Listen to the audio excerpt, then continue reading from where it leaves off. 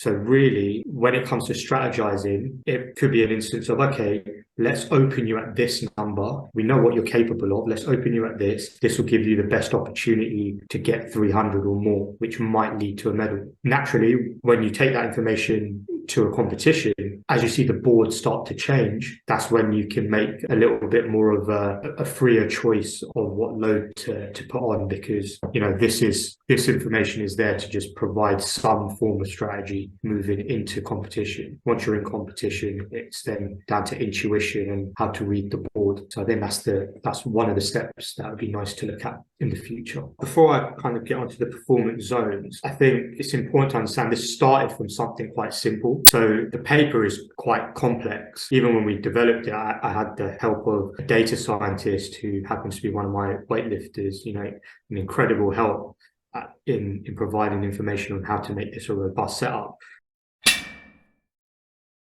Welcome to Evidence Strong Show. It's my pleasure to have you the second time. The previous time I had you, we talked about your paper on stable and variable components in Olympic weightlifting technique. And today we'll be talking about predicting performance. But for 3 people who haven't watched the previous one, could you briefly introduce yourself? Yeah, firstly, thank you for having me on again. I appreciate it. I almost feel quite privileged. So my name is Shyam Chavda. I'm the program lead for strength and conditioning distance education, a master's program at Middlesex University. I'm also a head weightlifting coach at Middlesex University, where I coach Cyrille Tchatchet for Great Britain and Jessica da Silva, Portugal. And alongside my academic endeavours, I'm also a senior performance scientist at British Weightlifting. Awesome. So these are your qualifications. You also do a PhD, and this study we'll be talking about today is a part of your PhD? This is the first part of the PhD, yes, almost. I forgot to mention that I'm doing that.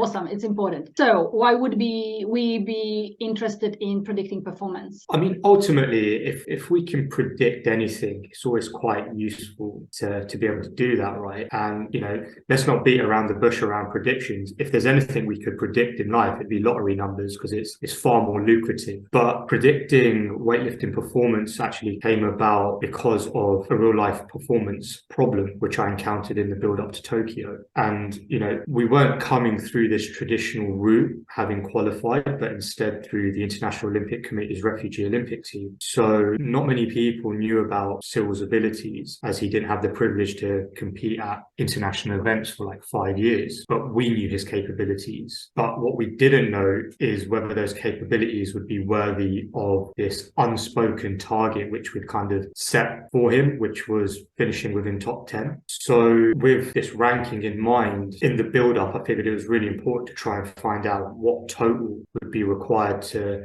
achieve that top 10 ranking. And that's where I ended up questioning whether I could actually try and predict this. So this is the why. And now you use something, a concept previously not discussed that widely. It's called performance zones. So could you explain what it's all about? Yeah, so before I kind of get onto the performance zones, I think it's important to understand this started from something quite simple. So the paper is quite complex. Even when we developed it, I had the help of a data scientist who happens to be one of my weightlifters, an incredible help in providing information on how to make this a robust setup. But essentially, everything was done in Excel at the beginning with scatter plots and regression lines. And what I did for each of the competitors in the men's 96 group is I predicted what they might do at the games. And if we fast forward a little bit, then it's something I'll go into more depth on later. I then predicted what total is likely to be achieved between the places of 9th and 10th. And that 9th and 10th can be termed a performance zone. So to answer your original question, what is a performance zone? It's a cluster of ranks. So in the paper, I take the rank from 1 to 15, but I break them down into a medal zone. So that would be a performance zone. 4th to 5th, which was a performance zone 2. Essentially, that's like the outside shot at achieving a medal.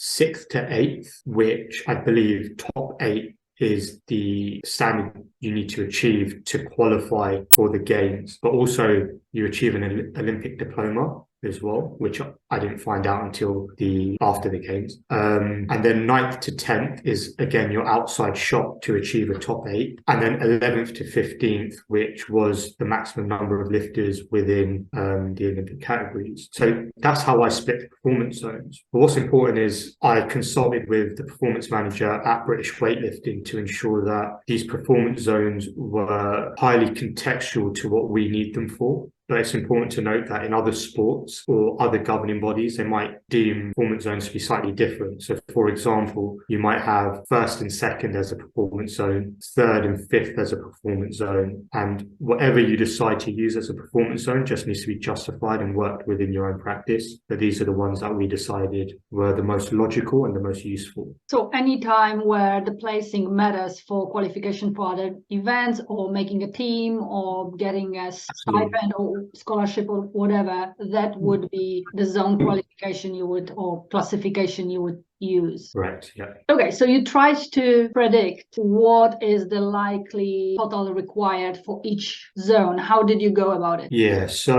the weight class change that happened prior November 2018, I think it was, so July 2018 might have been the last competition at the old weight categories. This was kind of the foundation of the paper because we have loads of historic information on these old weight categories, but we have nothing on the new ones. So one of the objectives of the paper was to see if we could predict what totals would be achieved at specific performance zones in each weight category, or well, in each new weight category, which had been introduced by the IWF using the old weight category data. So essentially, the new category data didn't exist. And when they did exist, there's far too small of a sample to make a prediction. So we had to use historic data. And then once we developed these predictions, we could then check if those predictions were close or not to what actually happened at Tokyo, European champs and the world champs, for example. So what competitions did you take into account? So just the major three for us in Great Britain, which would be the Olympic Games, World Championships, and European Championships, so continental. Okay, and which years? So this was part of the methods, which I think was quite important. So if I go through the methods, that might help answer the question of what years we used and kind of came about it. So the data was scraped from the IWF website from 1998 all the way through to 2021. I took all the totals of all competitors, then I reduced the data down to the top 15 at each competition, so world champs, European champs, and Olympic Games. With regards to the years, what I did is I ran some effect sizes between each year within each competition type. So European Championships, 1998, 99, so on and so forth. And I compared those years. So I just took the average achieved and just compared those years to ensure that in general, there wasn't a large difference between each of these years. And this essentially helps us identify like an outlier year where performances might have just completely dropped or just gone up by, a significant amount. So once we're happy that there were either small or moderate changes between them, just decide, okay, that's acceptable. Let's pull the data together for each competition so it helps increase the sample that we're using for the prediction. Okay, I have two questions about the data. So one would be, how did you decide to transform the previous weight classes into the new ones, if you did, or how did you kind of group them together? And then the other would be, some athletes will reappear from one competition to the other. So some data come from the same athlete. So how did you handle that? Yeah, excellent questions. Actually, questions that came up in the review process prior to this being published. So the first question, correct me if I misinterpret the question, was what was the first question? The first one was weight classes, because you mentioned before.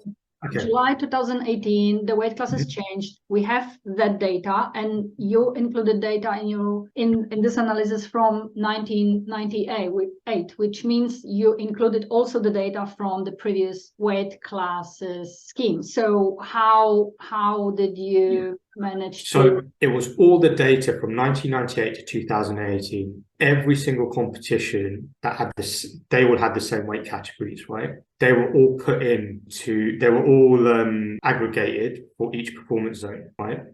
Now, with that, we split them into rank zones. So you've got your aggregate for each rank zone. We then ran something called a K-fold cross-validation, which essentially just evaluates the model's ability to predict when given unseen data, right? Which is what we're going to be putting into it at some point. But also what it does, it stops us overfitting this regression line. So the regression line we fit in was a polynomial regression, basically curves through, similar to weightlifting totals and body weight. It's polynomial. It goes up, it'll plateau, and it'll start to come down. Same as strength in relation to body weight. It's curved linear, not linear. So anyway, we run this polynomial regression. Because we're using the old data, that's all plotted, and the curve means at any body weight category on the bottom axis, we can just go at this point, which is a new weight category, go up, find the intercept, and then we can predict what the total would be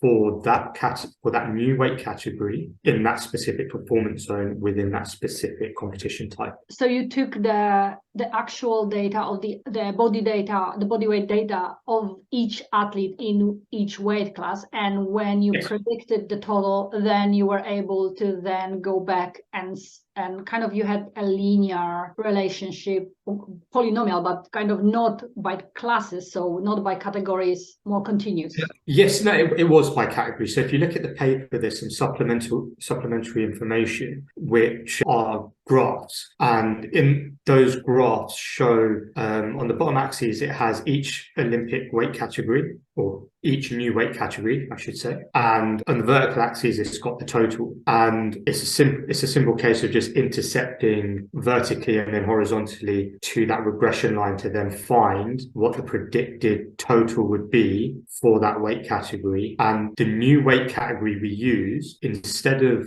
just putting in the number 89 or putting in 102, what we did is we took the new weight category information that had been competed in, which was, I think, only 2 European champs, maybe 1 or 2 world championships. We just took the average body weight as opposed to just taking that body weight. And the reason we took the average body weight is because on the top end of the spectrum, where you have no end cap to be as heavy as you want, we felt like that would influence the predictability. So to keep things fair and logical, we just went take the average of each new weight category, because we know that we have that information, and let's put that in, because it represents the mean of the group of their body weight. So we're not just going to put 89 in if most of them fall around 88.7 or 88.6, for example. So that's how we predicted. So old weight category data plotted and new weight category data used as the intercept. Okay, I'm looking through because I thought maybe we could just put a graph on top of the video. The version I have is before publication, so the publisher shouldn't, but it's like every zone will have the separate. Well, I can share my screen if you like. Yeah, I've got a graph here for like the Olympic medal zone, which I'm happy to show you. Awesome. So this is part of the supplementary materials. For example, let's say this regression line that runs through the middle of these squares were developed using the old weight category data. We've then got some confidence intervals around it, 95% confidence intervals. So if we were to run this on, say, a homogeneous population, run a regression 100 times, 95 of those regression lines will likely fall within this range. We have a predictive interval on the outside. Predictive intervals are a little bit wider, but these essentially account for any future individual cases which might come in, and that's why they're extremely wide. So, for example, in the future, if one person lifts in the 96, they're probably going to be between this bound and this bound here, the dash line. So we can see for the men's Olympic medal zone, so first and third, the prediction is this value here. So approximately, let's just say 400 kilos. If you want the actual values, they're available in the tables above. Paralyzed people with loads of numbers. So let's just take it as 400. So that's our prediction. And then after the Olympics, I took an average of the medal zone and I took the standard deviation and I simply plotted it on top. So this shows that actually it was an over prediction compared to what actually happened. However, the top end almost reaches that 95% confidence range. So while you might look at this and think, or somebody may look at this and think, well, that's an over prediction, it's rubbish. In actual fact, you'd rather have an over prediction than an under prediction, because it means you're trying to gear up to lift like that weight, which is, you know, far heavier than what was actually achieved. So it might mean on game day, if you're expecting this to happen and you lift close to it, and this actually happens, you end up overachieving and potentially getting a medal. Whereas if we look at the 73, the prediction's almost spot on in terms of the average. So second place was, you know, really, really close. But if you achieved anything between these red lines, you're likely to then have got a medal. In the same breath with the predictive intervals here, if you were to achieve this value, it would have put you outside the medal zone. So with these confidence intervals that we have, we're just trying to account for as much error as possible. But being at a competition is extremely dynamic and anything can happen, especially at highly competitive competitions. But with the ability to predict, at least we have some opportunity to strategize longitudinally or even just going into competition. So I think it certainly has a utility in sport. Did we have a look at the 9 to 10th place zone or to 11 to 15th? How in comparison will it be wider? How it will look like? Yeah. So as we expected, the lower down the ranks you get, the wider the interval becomes. And that's for pretty much most competitions, more so for Olympic than the world champs, I believe. And the reason being is Olympics is about equality and inclusion and representation. So, you know, while you are getting very, very good weightlifters, your top 8 are the ones that are really world leading, because they're the ones that have qualified by being the best in the world. The rest then get allocated to continents. Now, they might be the best in the continent. However, in the overall world ranking, they may not be so high, which means naturally from maybe ninth down, you're going to start to see these confidence intervals spread a lot more than you would at the higher echelons of performance, which, you know, is quite evident when you get to 11th to 15th. In terms of prediction and the strength of the predictions, would you say that they are a little bit less accurate for these places too, the prediction model? It depends how you view it, because in theory, if you were to say how good is your predictability, everything that's happened is fallen within the predictive intervals. I see. So actually it's 100%. Yes, we can predict. The problem is the actual value itself. The range is far too large that we're predicting in. So, you know, it's I suppose it'd be the equivalent of saying, think of a number between 1 and 3. I'm more likely to get the number correct, right?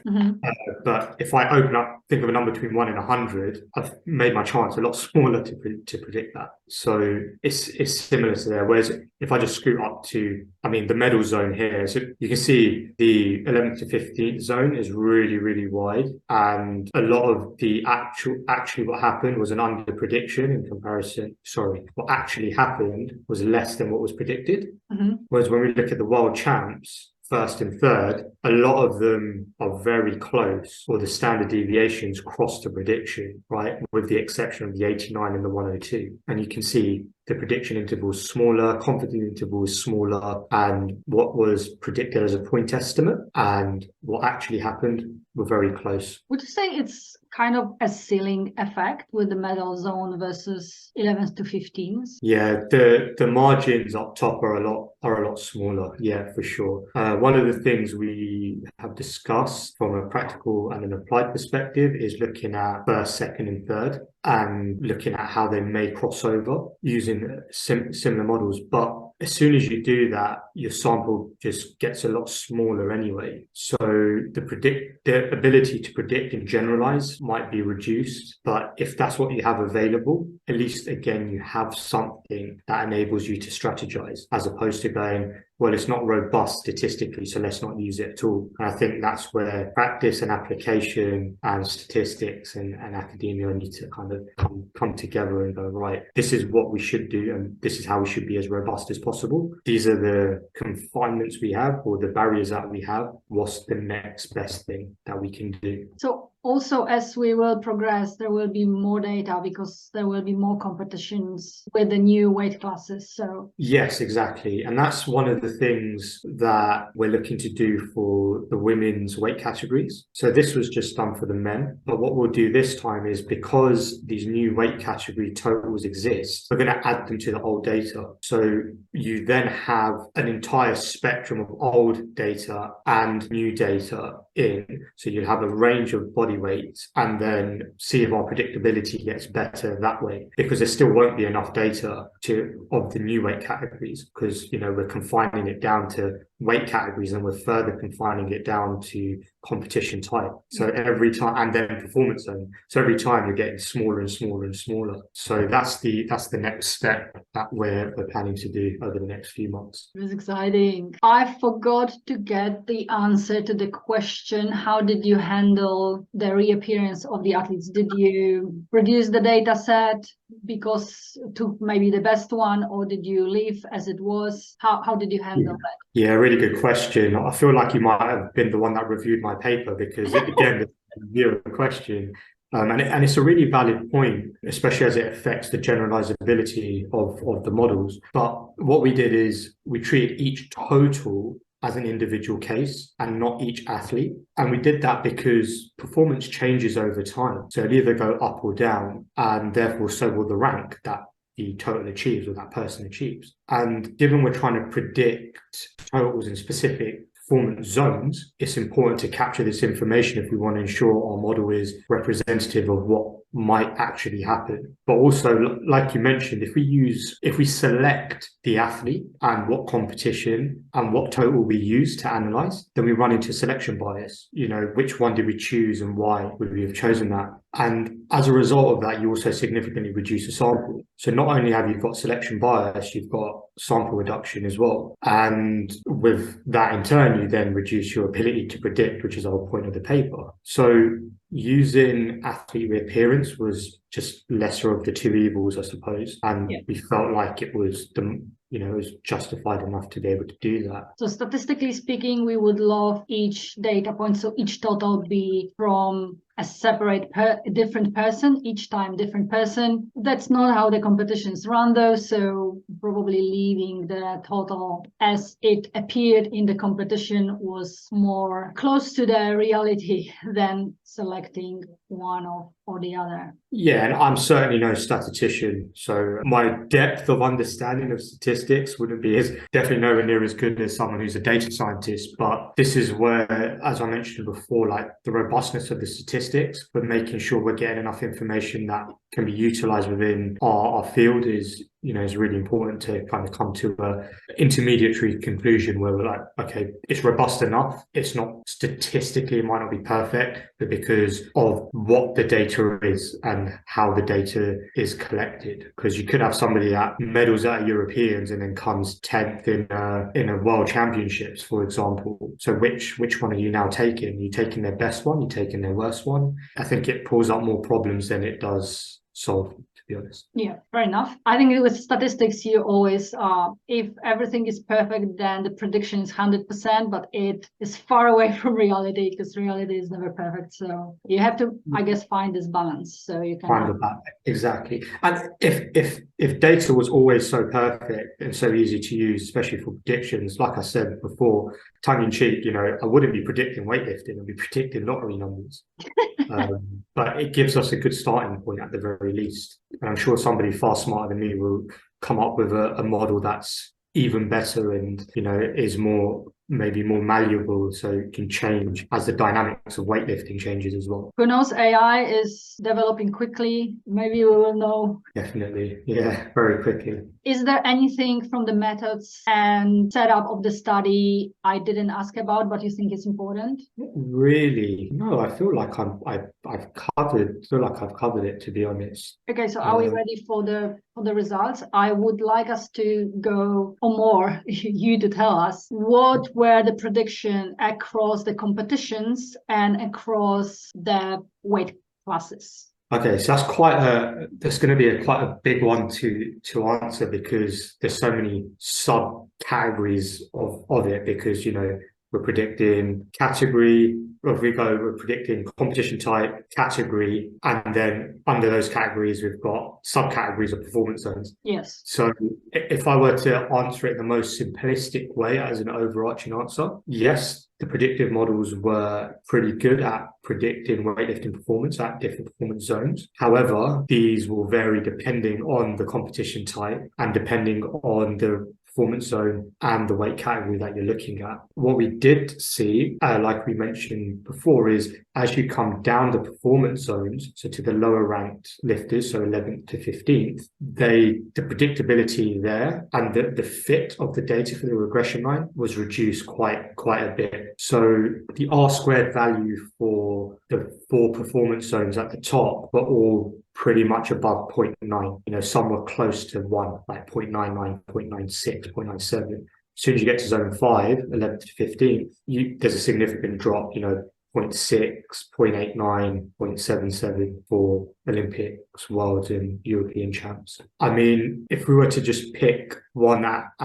random, let's say 67 kilo men's category, performance zone 2, for example, had a prediction of, so between 4th and 5th, the prediction was 321 kilos. What actually happened was 321 kilos plus or minus 1 kilo. So that's less than 0.05%.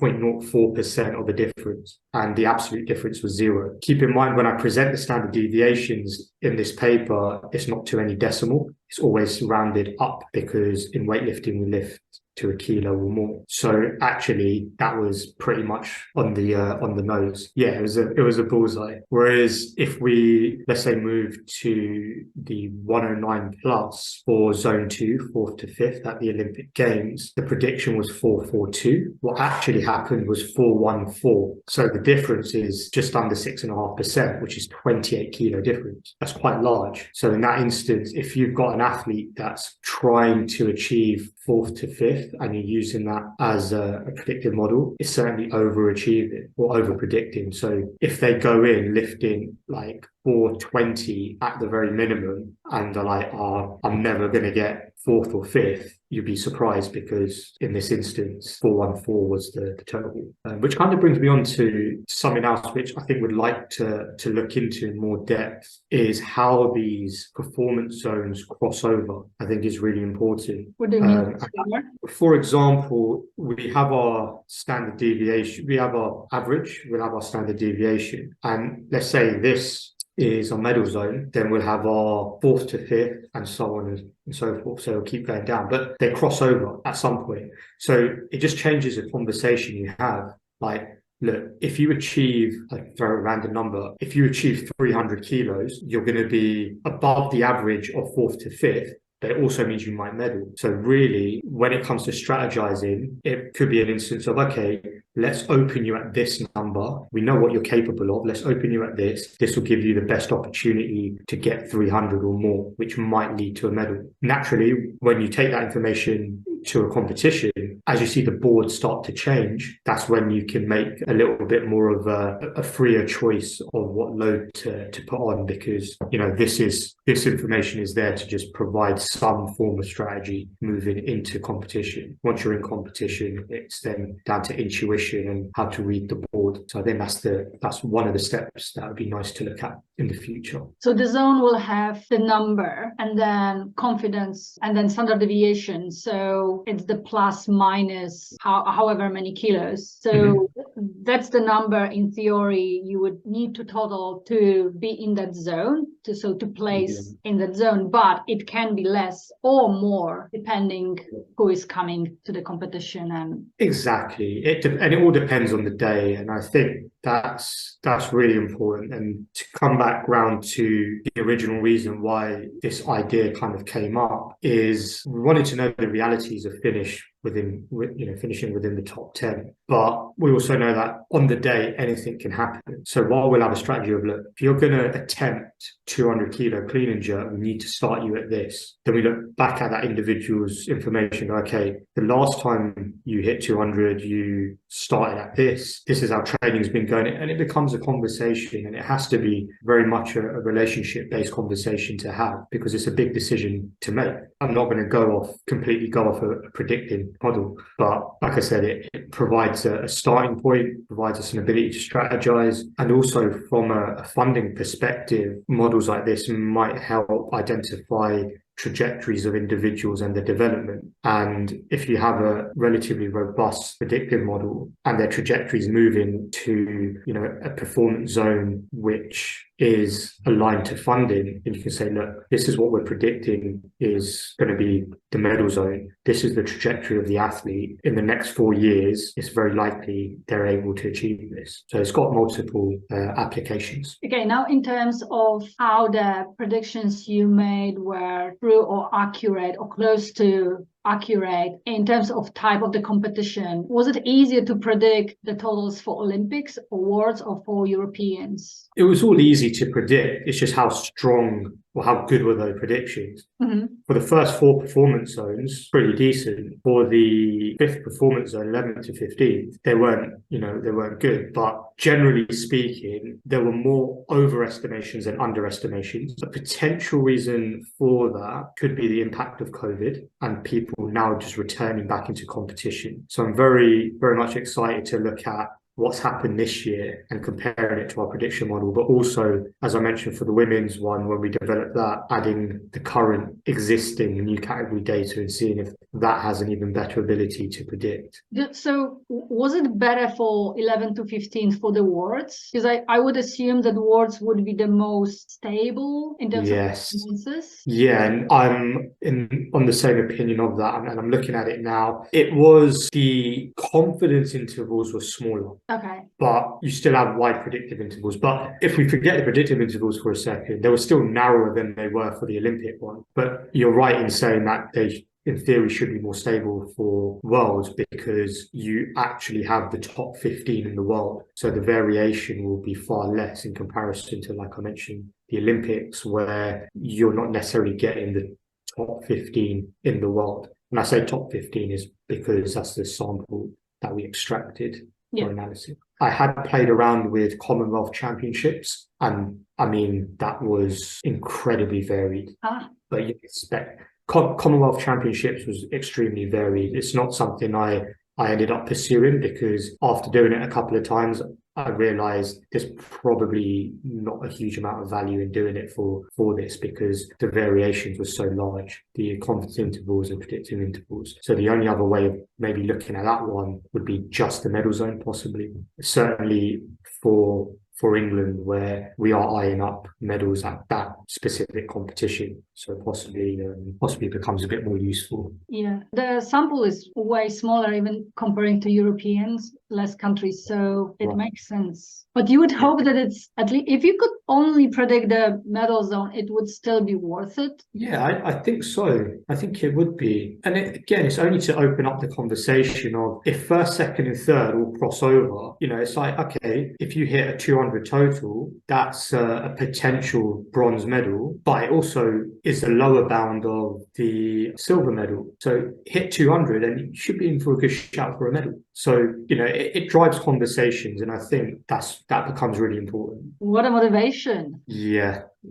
exactly. And I think sometimes it also potentially can help reaffirm what a coach is thinking in terms of what they should be achieving going into a comp, or what they'd like to achieve going into a comp, or what they think the medal zone will look like. Can we talk a little bit about the weight classes? Because weight classes are not every 5 kilo. They are differently organized in weightlifting because the population is spread different, like a bell curve. So were there any differences in prediction and strength of the prediction in terms of weight classes? Yes. So one of the issues we considered that we would have is on the two ends of the weight spectrum, the lightest and the heaviest. But then we realized the lightest probably doesn't matter as much because you can be as light as you want, but nobody is as light as they want. They're as close to the, let's say, 55 kilo threshold as possible. Whereas your 109 plus is you're going to have people weighing 115 kilos and 170 kilos, right?